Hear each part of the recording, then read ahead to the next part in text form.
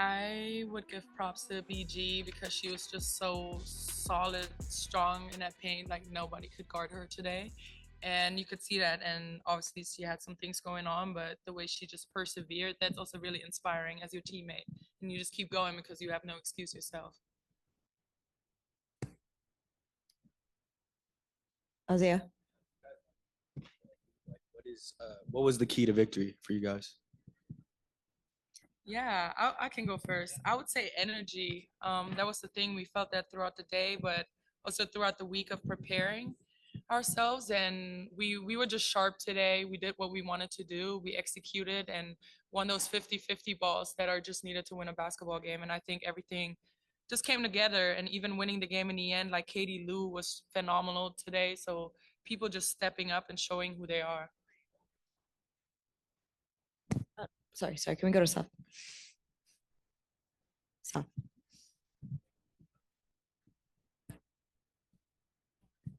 Hey, Savatine USA Today. Just wanted to ask, you guys got around 70 points and the target score was 73. Um, how did you guys kind of go about that end of the game? Because you can get the three there. There was a couple opportunities where you had an empty possession. What's the strategy there? How did you guys kind of, hang on there at the end? Yeah, I think our biggest thing we talked about in all the huddles was just value each possession. There's time doesn't come into play. You know what I mean? So that race to 11 can take you 3 minutes or it could take you an hour, depending on how it goes. So we just wanted to really value the possession. We knew we had advantages. Satou was playing great on the offensive end, but BG had advantages. So our whole thing was take care of this basketball. Let's get to our spots and then let these players shine. And I thought they did a great job of everybody contributed. And then even, Satou, I gave her credit. Like, she had an incredible game, and then BG had it rolling in the fourth, and she let her shine by kind of staying on the bench. We rolled with the lineup, and so I was just so happy for everybody, and everybody contributed.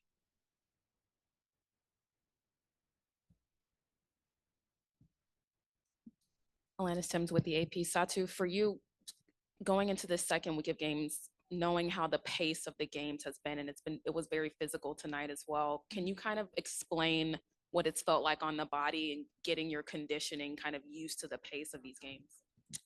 It's very different, especially when you have to run the floor because we're used to a longer court. So Tasha passed it one time and I was already under the basket, and that just threw me off. So these things happen by just doing it and being aware of it. And we're pros, so we're able to adjust in a short time. And I think that's what we did from the first week to the second week. We're playing a lot better with each other, setting those screens harder, and finding our pathways of movement better. So it's definitely a lot more fun when you have to think less about a new game because that's quite frankly what it is. We're figuring it out. We have a great coach who then dissects the practices and the games that we have played, and then we adjust. So I'm sure that we will do a lot of things better tomorrow even, and then I'm excited for week 3 already and just to see our improvement as players and as a team together. And coach, for you, kind of piggybacking on her answer, how do you kind of look big picture at that in the way that you have to game plan or prepare or manage the lineup, knowing how fast and physical things have gotten? Yeah, I mean, at the end of the day, the heart of all of this is development. So you keep challenging them, you keep put them in situations where they can be successful, and we're learning. Like, this is like the 5th day in a row that we've had 5+ players. You know what I mean? So we're just stacking these days and getting better and getting more comfortable with each other. And we'll have our challenges tomorrow with the Lunar Owls, and we're coming off a back-to-back, but which is great. Natisha, we're going to rely heavily on her tomorrow. To push the pace for us. So now we got to be strategic in that, which is great. What I love about our roster is we're very versatile, and we used BG tonight. Satou played incredible, but Tasha and Natisha can push the pace. Lou is an incredible cutter, plays hard, screener, she can shoot. So I thought we did better, and especially as it was on me to challenge myself to put them in better spots to be successful. And now we're finding our rhythm, and so we're having a lot of fun. We'll take a couple from Zoom. Nat.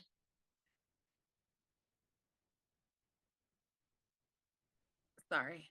I have two questions. One, Coach, I just want to know, how's BG doing or feeling? She left the game a few times, and then I have one for Satou after. Yeah, BG got a hip pointer. Obviously, those are pretty sore if anybody's had one here listening. But I really give her credit that she kind of, pushed through it. We took our time and let her get to her spots. It took a little more time to get there, but so we're happy. But so obviously, she's already recovering right now, and we're hoping that she can help us again tomorrow. And then Satou, this was, I think, maybe the second time you have some foul trouble. What do you think you have to do to avoid that so you can be on the court, for your team the entire time or as much as needed? hmm I just have to be able to adjust to the physicality of the game. I wanted to come out a little bit more aggressive, but obviously I also have to learn to be smarter, especially with the last two fouls, just knowing that I need to stay on the floor. But I am an aggressive player and I lead by example by that too. So I just feel like um, I'll sharpen things up, but I definitely, won't play less aggressive because that's also my game. Thank you. Just less fouls. Thanks. We'll go to Willie on Zoom. Thank you. Satou, you obviously faced someone like Courtney Vandersloot during the WNBA season, second all time with assists, but now with 3-on-3 and even more space. Can you just talk about what's so difficult to defend and gauge what someone like she does when she's handling the rock and just what she's meant to women's basketball? I mean, Sloot is elite.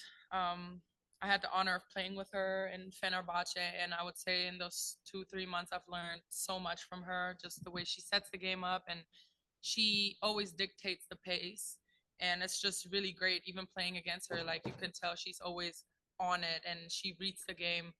Obviously, like she didn't make too many shots today, but she's just someone that you have to guard honest and respect on the floor, and even if she does not get her points, she's still so impactful. Yeah, even defending, and even when you roll onto her in a mismatch, like she's a guard that you think twice. Okay, it's a little harder to post her up, even though you have that mismatch. So that speaks to her character, and you see how hard she works. Like that's why she is who she is. It's amazing what she always puts into the work, like in the weight room, in the gym. She's really someone that I look up to. Thank you. Last two here. Two-part question for you, Satou. On one hand, Sunday marks 5 years since Kobe's death. I just wanted to know, what did he mean to you? And then on the flip side, he was such a huge proponent of women's basketball. How would he view this explosion of the product? I mean, yeah, rest in peace. Every time I think about that day when he passed, it really makes me emotional because I think about my time in Oregon and how we all bonded together over Kobe and how we bonded together for the rest of our lives because he was so impactful. And he was really a person that saw us women as the talents who we are. He came to the games, he was so outspoken, and he was really supportive. So that automatically means a lot, obviously, but the way he would just also show how good he is, and everyone, you shoot a basket, you say Kobe, like that is so amazing. So these things always stay with you no matter where he is now, and we carry this on for him. He would be so proud of this league. He would be proud of Fee and Stewie, obviously UConn's story, but I know that he's looking down and hopefully he's smiling and is proud of us. Nice one, guys. Grant Young, Sports Illustrated. Coach, I'm just wondering if you noticed anything different from your team tonight on either end with Sabrina not being here? No, we just knew we had to execute even more and take advantage of the skill sets we have. Sabrina is a massive force on the court, draws a ton of attention, really knows how to play, rebounds, passes, can shoot the lights out, and is a great leader. So we knew we had to step up. But as we're developing, also a really cool challenge for us because we needed to focus even more and execute even more. And I thought the group did an incredible job. So hats off to them. Like I said, we've been spending these last few days really talking through things, really getting on the same page, and we'll be excited when Sabrina comes back. I know she texts the group chat, super excited all the way from where she is. So yeah, we're just gonna keep building on it, and then we'll be ready. We'll be welcoming her with arms when she gets back here. Thank you so much.